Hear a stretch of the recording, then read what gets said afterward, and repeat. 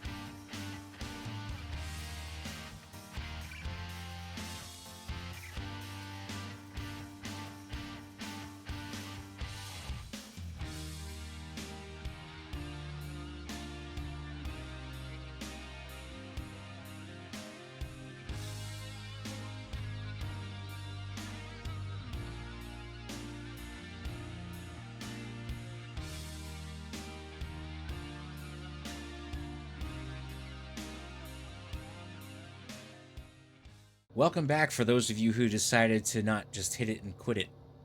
Hopefully you're here for more. But anyway, this is actually part of my Hardcore No Flyers series and coming to an end. So there was a point I did that loot, the loot episode. I try to do that in all my series just before it comes time for the bosses, because one of the most important things you got to do is make saddles. And it's actually one of the most tedious things next to breeding is crafting the saddles that you need to take on the bosses, especially at the alpha level. This left one here that we showed is now empty. This was all the desert loot crates. I've ground up every bit of material that was in there that was not a blueprint. This one on the right is now empty. Now, for those of you who are who have been a part of the series and are actually interested in this, the caves on this map. Now, I know I showed 100 red loot crates, right? However, the caves on this map, I don't know how many times I've done them, but it was well over 100. Throughout this past week, I've had so much time on my hands, but we'll get to that in a minute. But anyway, over 100 times. I don't know how many times I did the caves. I would get anywhere from 0 to 3 or 4 maps. At one time, I got 5 maps. I was super lucky. I definitely did 100 maps, but not all of them were Ascended, as I had pointed out in the beginning. But I rarely found red loot crates. So all that loot was taken from red loot crates in caves. However, not all of it was achieved legitimately. So I took the little bit of materials that I did get legitimately, ground it up. Everything else is gone. I dumped it. Not going to use it. No way, no how. So what are we going to do? What am I going to show you? Now, we're going to go over the middle one. Let's go over the middle one real quick. This is everything we got from the treasure maps. Anywhere from primitive to Ascendant. Now, I mentioned it in the beginning, but the level The actual level of the creature you're killing is what determines the quality. I thought, I had heard, I know someone had commented that Rexes give you ascendant ones and stuff like that.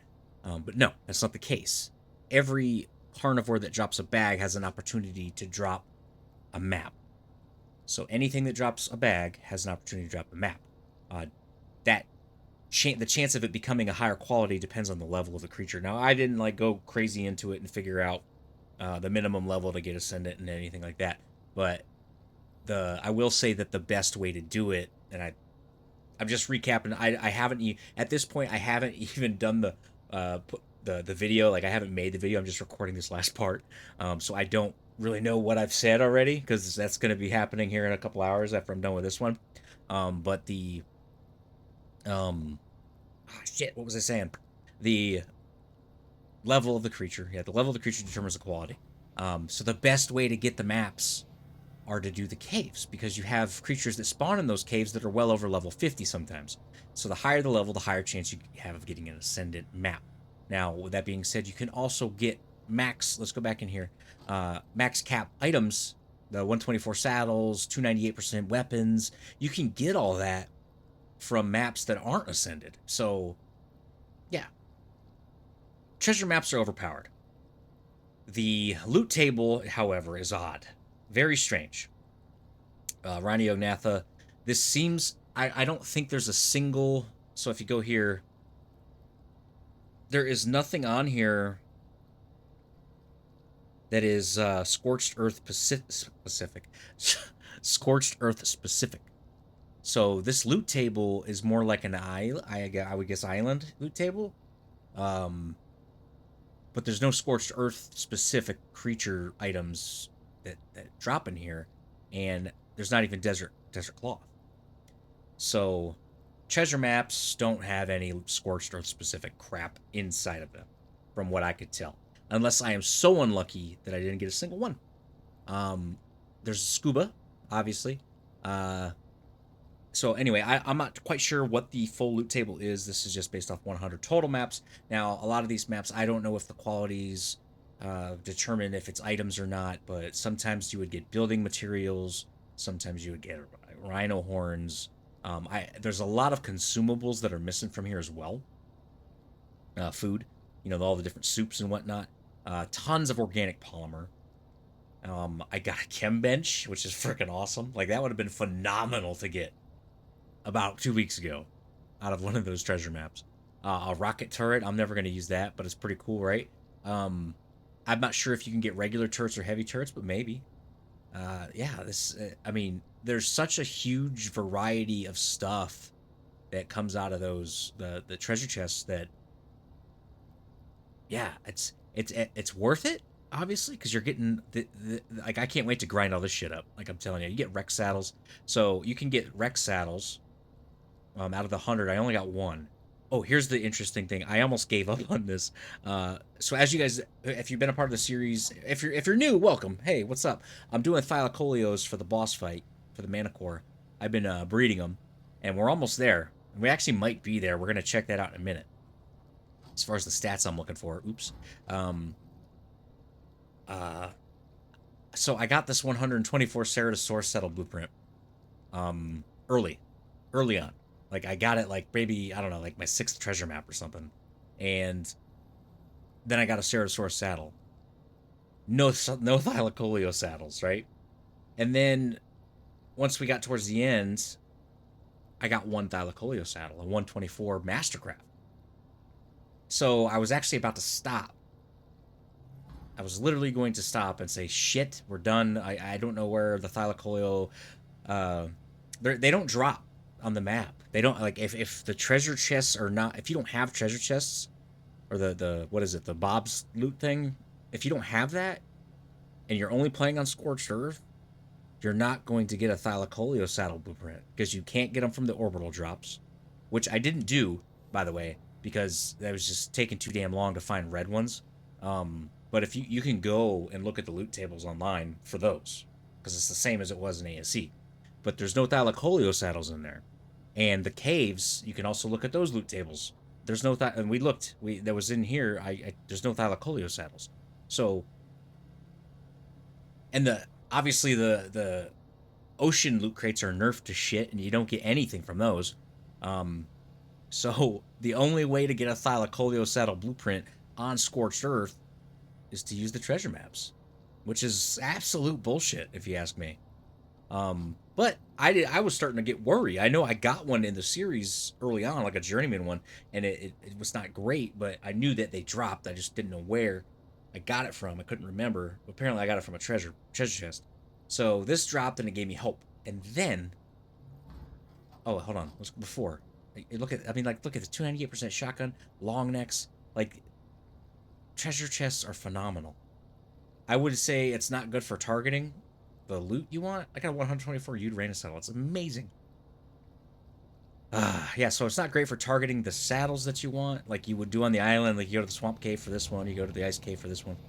Um, the loot on this map is jacked, period, and they're not going to fix it. I highly doubt it. Anyway, I got a blueprint. I got a Thylacoleo blueprint, 120. Okay, now here's the best news ever. Look at this. I can make this 120 armor Thylacoleo saddle, and it all fits in the smithy, every bit of it. That's you might be thinking, oh, whatever, but there's I don't have no stack mod or anything. This is all like regular stack sizes. So point being, I don't need a damn tech generator to make this saddle.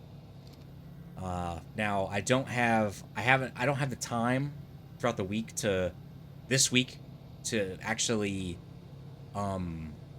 take the or reset my stats and boost up my crafting skill to make them higher, because once the server restarts or shuts down, they all revert back to 124. You can craft over the 124 cap on official, but as soon as that server resets, it bumps it back down to 124.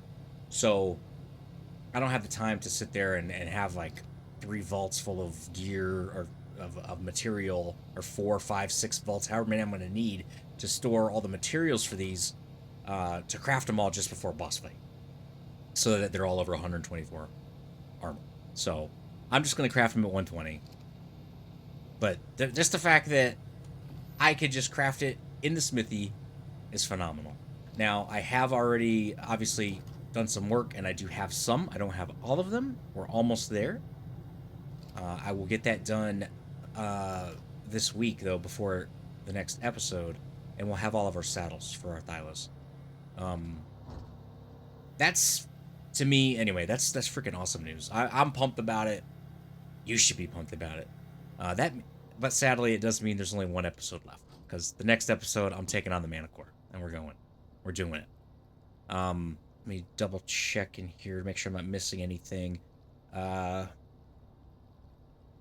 I don't think there's anything too crazy else in here. The desert, or the cave loot obviously was more catered towards Scorched Earth. But the Thylacoleo saddle thing really kind of rubbed me the wrong way. Anyway, 10 health mutations in our Uranus. That's plenty. I haven't hatched the baby yet that we're going to be using in the boss fight. That's coming. Here we are. So 15 health mutations, 14 melee mutations.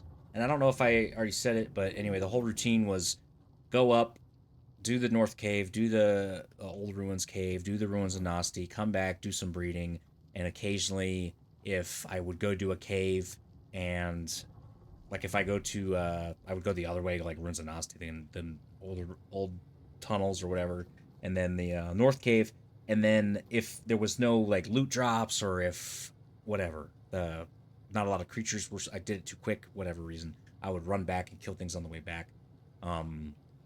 And obviously, you know, for the past couple days, I've been using the chainsaw, which I don't have it. I think it's pretty banged up. Where is it? Yeah, so it's almost, it's broke. It hasn't broke. I've repaired it once when I really didn't need to, but now it's almost broke again. The most efficient way, though, is to obviously put shit in the grinder and do loot runs, in my opinion. But, you know, put a good movie on, put some music on, whatever you want, and go to town. So anyway, 15 health mutations, 14 melee mutations. I don't know if that's going to be enough.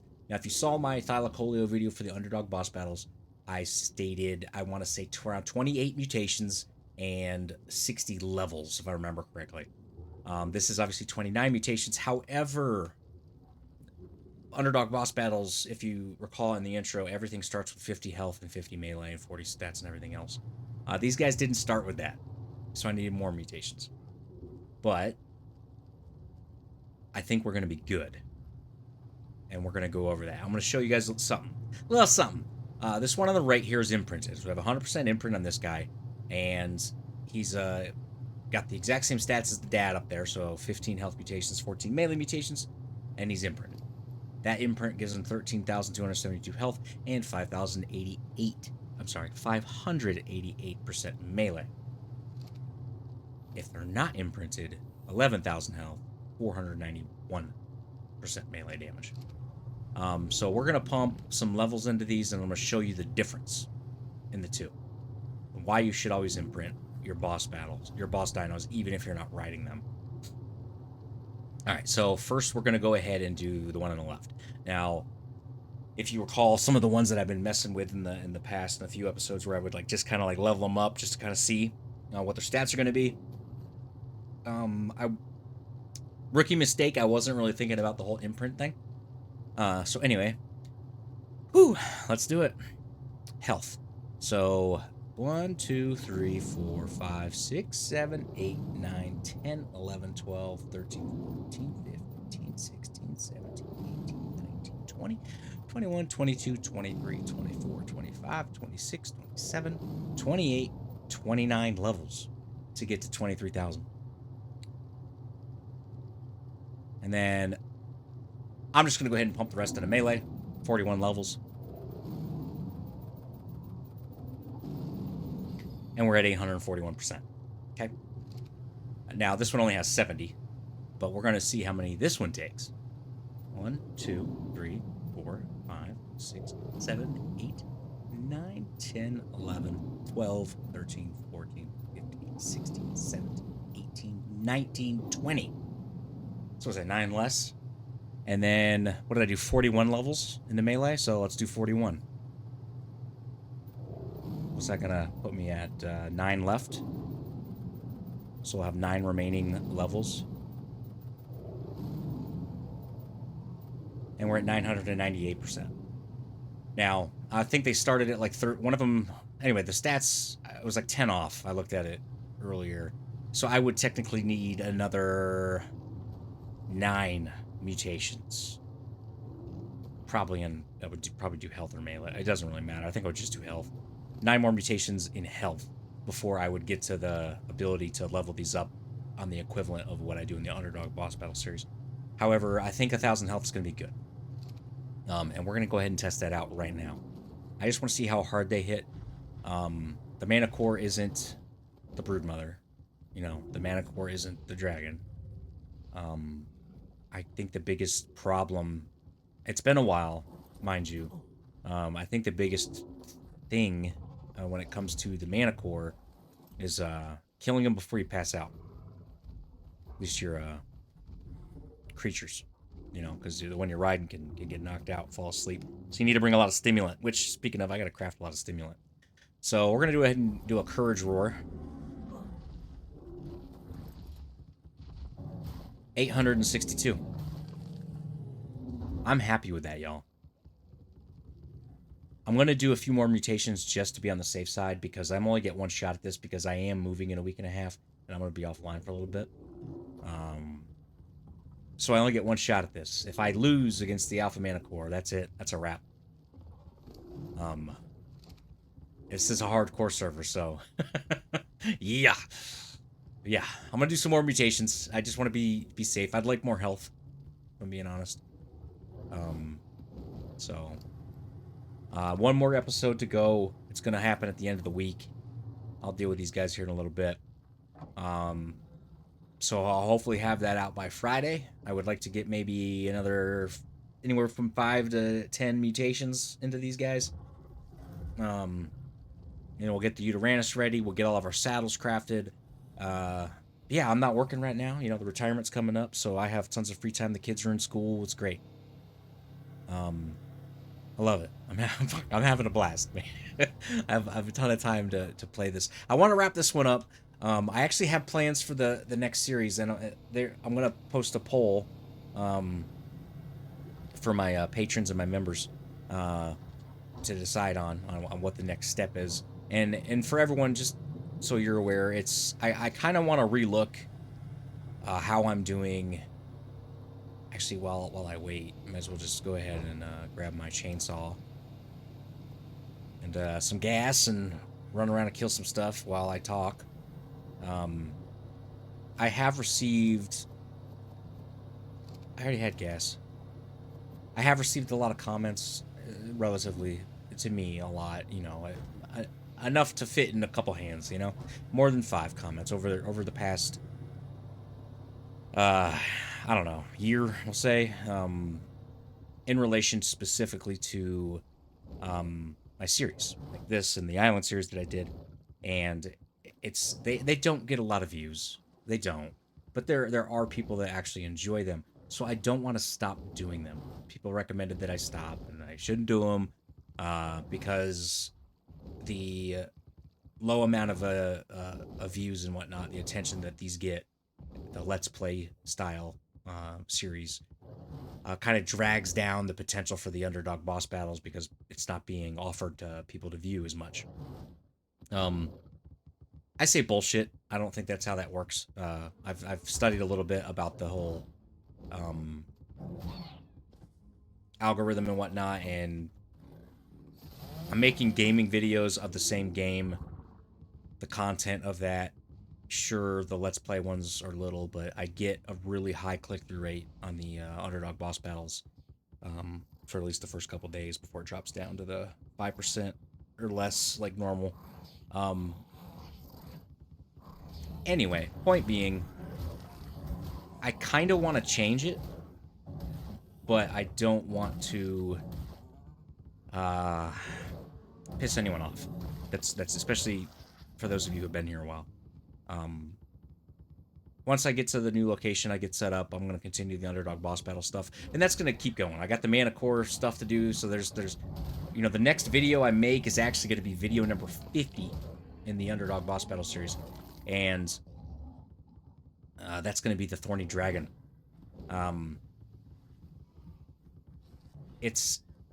Anyway, point being, I'm going to keep doing those, and I'm going to do modded creatures, and then we're going to do the mana core, and there's just a lot. There's a ton of crap to come on the channel in regards to the underdog stuff. And when Dune comes out, I'll be going and doing that too. But for Let's Play purposes, like 30-minute to an hour playing like this, it's not everyone's jam. You know, not a lot of people apparently like this stuff anymore. So, you know, just out of curiosity, you know, I'm going to kind of post a poll to see how everyone wants me to proceed. I had an idea, instead of doing, you know, 40 episodes plus 1 hour each, to post less often, you know, do my underdog stuff, you know, a couple times a week if I can. Maybe once a week, twice a week. But as far as Let's Play, quote unquote, to not do that. It's going to be more of this one video, essentially, for what I'm doing. Like if I'm playing on the center, like if I do the center or aberration, it's going to be one video, maybe about an hour long, but heavily cut and edited, because I'll play it like normal, and I'll have 100 plus, 200 plus hours, whatever, in a recording of total recordings, and then cut it all down to a 1 hour episode. Just heavily edited, you know, kind of like the similar to the 100-day videos that you see out there.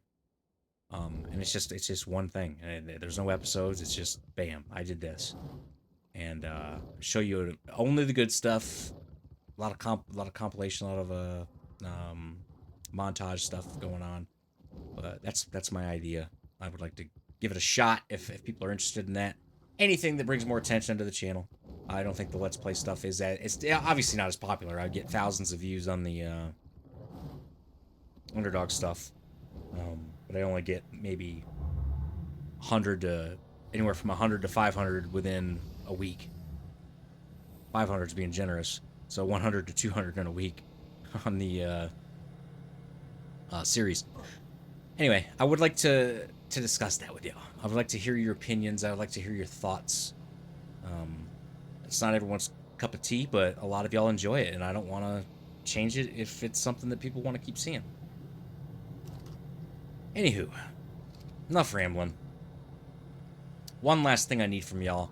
I have, between my memberships on YouTube and my Patreon, I have 10 people. That's 10 dinos that I have names. I need... That's for the Thylacoleos, anyway. I'm gonna name 10 of them after y'all, my members and patrons, and the other 9 Thylacoleos I need names for. So throw them in the comments. Highest voted ones will get it, or whichever ones I like. We'll use those names. And for my Uteranus, we'll go ahead and say the highest voted one will be the Uteranus. It won't be Commander Utes, because Commander Utes doesn't come here anymore. Been watching the Underdog Boss Battle series. Some dude and big ass spider bitch came by, and I feed people Uranus meat, and apparently they didn't like it. So this Commander Utes fella was drooling all over the place, and he didn't like what I was doing. But anyway, I need a name for these Uranus. I need a name for my Thylacoleos, 9 of them. So 10 total names is what I'm looking for. 10. So throw them in the comments. You never know. And if I don't get 10, then I will just make some shit up with my kids. Plain and simple. One more episode to go. Thank you so much for watching, and I'll catch you on the next one.